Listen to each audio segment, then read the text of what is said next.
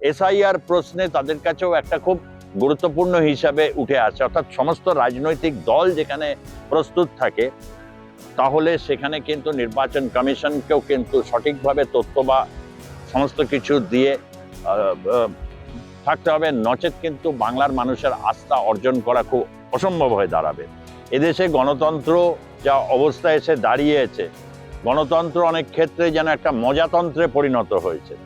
এবং এই মজা এমন এক বীভৎস মজা, যে মজাতে দেশের জনগণের একটা বড় অংশ অত্যন্ত কঠিন দুর্বিষহ জীবন তাদের করতে হচ্ছে।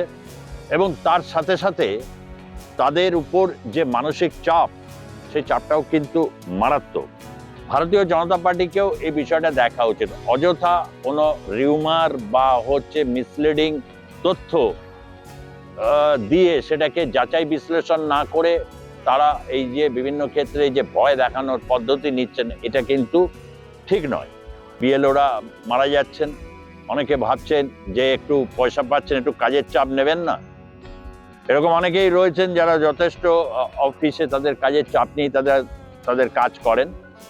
তৎসত্ত্বেও বিএলওর কাজ করতে গিয়ে এই যেটা একটা 1 বছর খানেক বা 2 বছরের যে কাজটা করার কথা, সেটা 2-3 মাসে দিলে অস্বাভাবিক চাপ তৈরি হবে।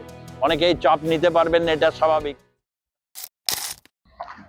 এসআইআর প্রক্রিয়ার মধ্যে দিয়ে যখন এই রাজ্য যাচ্ছে, সেই সময় বেশ কিছুভাবে বিশ্লেষণ প্রয়োজন হয়ে পড়ছে বিভিন্ন অ্যাঙ্গেল থেকে। তার কারণ গ্রাউন্ড জিরো রিপোর্টটাও আমি বিভিন্ন ক্ষেত্রে দেখছি এবং আমার ইউটিউব চ্যানেলে আপনারা সেগুলো ক্লিক করবেন, দেখে নেবেন। সেখানে একটা জিনিস বারবার বলার চেষ্টা যেটা করেছি, সেটা হচ্ছে বিএলওরা কাজ করছেন। অযথা আতঙ্কের এখনো পর্যন্ত পরিস্থিতি তৈরি হয়নি। নির্বাচন কমিশন অনেকেই বলছেন যে খেল দেখাতে পারে তারা শেষ মুহূর্তে খেল দেখানোর জন্য কিছু আভাস ইঙ্গিত পাওয়া যাচ্ছে বিজেপি নেতাদের কাছ থেকে। খেলটা কি? তৃণমূল তো অনেকদিন আগে থেকেই খেলা হবে বলে দিয়েছিল। সেই দেবাংশুর বিখ্যাত গান, খেলা হবে। আরে বাইরে থেকে বলি আসে নিয়ম করে, প্রতি মাসে আমিও আছি তুমিও রবে, বন্ধু এবার খেলা হবে। তো তারা তো বিভিন্ন রকম ভাবে প্রস্তুতি রয়েছেন এবং এই ক্ষেত্রে গোটা দেশের বিভিন্ন ধারার সংবাদ মাধ্যম যেরকম রয়েছে, তার সাথে অনেক বেশি করে রয়েছেন যারা সংবাদ মাধ্যম থেকে পদচ্যুত হয়েছেন বিভিন্ন কারণে, তাদের নিজস্বতার কারণে। এরকম অনেক ইউটিউবার রয়েছেন ভারতবর্ষে, তারা আজকে প্রতিষ্ঠিত এবং একটা তাদের যে ন্যারেটিভ, সেই ন্যারেটিভে কিন্তু তারা পরিষ্কার একটা জিনিসকে বলতে চাইছেন, মমতা বন্দ্যোপাধ্যায়কে এই মুহূর্তে দুর্বল করে দেওয়া মানে হচ্ছে গণতন্ত্রে দুর্বল হয়ে যাবে। এদেশে গণতন্ত্র যা অবস্থায় এসে দাঁড়িয়েছে, গণতন্ত্র অনেক ক্ষেত্রে যেন একটা মজাতন্ত্রে পরিণত হয়েছে। এবং এই মজা এমন এক বীভৎস মজা, যে মজাতে দেশের জনগণের একটা বড় অংশ অত্যন্ত কঠিন দুর্বিষহ জীবন তাদের করতে হচ্ছে। এবং তার সাথে সাথে তাদের উপর যে মানসিক চাপ, সেই চাপটাও কিন্তু মারাত্মক। তাই এসআইআর নিয়ে মমতা বন্দ্যোপাধ্যায় বিএলওদের এরকম মৃত্যু, অনেকে এতে মজা পেয়েছেন, বিএলওরা মারা যাচ্ছেন, অনেকে ভাবছেন যে একটু পয়সা পাচ্ছেন, একটু কাজের চাপ নেবেন না। এরকম অনেকেই রয়েছেন যারা যথেষ্ট অফিসে তাদের কাজের চাপ নিয়ে তাদের কাজ করেন।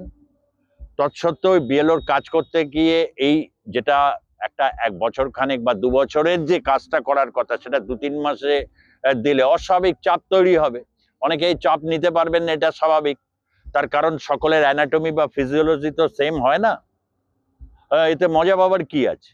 কিন্তু অনেকে এটা নিয়ে বলেছেন এবং এটা মমতা বন্দ্যোপাধ্যায় কিন্তু এটাতে ইতিমধ্যে তার বক্তব্যগুলো সপাটে তিনি বলছেন এবং যেটা তার রাজনৈতিক সুবিধা তিনি পাবেন এটা নিশ্চিত। অত আর্লি অনেকেই বলা যায় না, তার কারণ হচ্ছে অনেকের মধ্যে একটা গা ছাড়া মনোভাব আছে। ভারতীয় জনতা পার্টিকেও এই বিষয়টা দেখা উচিত। অযথা কোনো রিউমার বা মিসলিডিং তথ্য দিয়ে সেটাকে যাচাই বিশ্লেষণ না করে তারা এই যে বিভিন্ন ক্ষেত্রে এই যে ভয় দেখানোর পদ্ধতি নিচ্ছেন, এটা কিন্তু ঠিক নয়।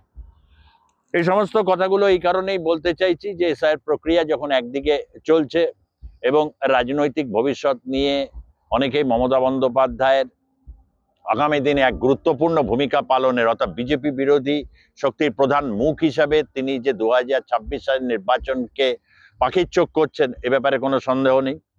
এবং বামপন্থীদের এক্ষেত্রে ভূমিকাটা ঠিক কি হতে চলেছে? নিঃসন্দেহে তারাও এই দেশের বিভিন্ন ক্ষেত্রে বিভিন্ন রাজ্যগুলোতে কি পরিস্থিতি তৈরি হয়েছে বা গণতন্ত্রের প্রশ্নে তাদের একটা সঠিক অবস্থান নিতে হবে। তার কারণ যে সমাজতান্ত্রিক যে মডেল, সেই মডেল বিভিন্ন জায়গায় বিভিন্ন রকমভাবে চ্যালেঞ্জড হয়েছে, বিভিন্ন বিতর্কের মাধ্যম দিয়ে কোথাও একটা বিভিন্ন রূপ নিচ্ছে। এই এমন একটা সমাজতান্ত্রিক অর্থনৈতিক কাঠামোর কথা তারা তুলে ধরছেন কিনা, মানুষ এগুলো কিন্তু জানতে চাইছে তাদের কাছ থেকে। অনেক ক্ষেত্রে তারা জানাচ্ছেন, এবং সিপিআইএম এর লিবারেশনের দীপঙ্কর ভট্টাচার্যই হোক বা এসইউসিআই চণ্ডীদাস ভট্টাচার্যই হোক বা মোহাম্মদ সেলিমই হোক, এদের কথা এই সময় খুব গুরুত্বপূর্ণ হিসাবে তারা উঠে আসতে পারবেন কিনা। এবং বিশেষ করে প্রদেশ কংগ্রেসের কথা বলবো, শুভঙ্কর সরকার যিনি প্রদেশ কংগ্রেস সভাপতি, তার সঙ্গে প্রসেনজিৎ বসু যোগদান করেছেন। আপনারা জানেন জওহরলাল নেহেরু ইউনিভার্সিটির এই প্রাক্তন এসএফআই লিডার এক সময় সিপিআইএম এর কেন্দ্রীয় কমিটির মধ্যে চাঞ্চল্য তৈরি করে দিতে পেরেছিলেন। তিনি সরাসরি বামফ্রন্টের ভূমিনীতির তিনি বিরোধিতা করেছেন সিঙ্গুর নন্দীগ্রামের সময়, এবং তার একটা ব্যতিক্রমী অবস্থান রয়েছে। এবং তার মতো ব্যক্তি আসার পর ইলেকটোরাল গেইন কতটা কংগ্রেস করতে পারবে সেই ক্যালকুলেশন তাদের না করাই ভালো। অনেক ক্যালকুলেশন তারা করেছে, অনেক জোট নির্জোট নানা রকমভাবে তারা পদ্ধতিতে এগিয়েছেন। সুতরাং এসআইআর প্রশ্নে তাদের কাছেও একটা খুব গুরুত্বপূর্ণ হিসাবে উঠে আসে, অর্থাৎ সমস্ত রাজনৈতিক দল যেখানে প্রস্তুত থাকে, তাহলে সেখানে কিন্তু নির্বাচন কমিশনকেও কিন্তু সঠিকভাবে তথ্য বা সমস্ত কিছু দিয়ে থাকতে হবে, নচেত কিন্তু বাংলার মানুষের আস্থা অর্জন করা খুব অসম্ভব হয়ে দাঁড়াবে। আজ এইটা যেমন আপনাদের কাছে বলছি, এসআইআর নিয়ে লাস্ট আপডেট আপনাদের কাছে এটাই তুলে ধরছি। ডিসেম্বর মাসের 9-10 তারিখের পর থেকে এই বিষয়টা কোন দিকে যে যাচ্ছে সেই নিয়ে আরও আপনারা বিস্তৃত সব আপডেট পেতে থাকবেন। আমি অবশ্যই আপনাদের কাছে তুলে ধরবো, এবং আরও অনেকে আপনারা এগিয়ে আসুন, মতামত দিন, বা আপনারা যদি মনে করেন যে সেখানে আপনাদের কোনো বক্তব্য ভিডিও আকারে তুলে ধরবেন, তাহলে আপনারা অবশ্যই ভিডিও আকারে তুলে ধরতে পারেন। সেই অপশনস আজকের যুগে কোনো অসুবিধা নেই। আমরা নিঃসন্দেহে আপনাদের সেই কাজকেও স্বেচ্ছায় এবং ভালোবাসা সহকারে গ্রহণ করব। ধন্যবাদ, নমস্কার।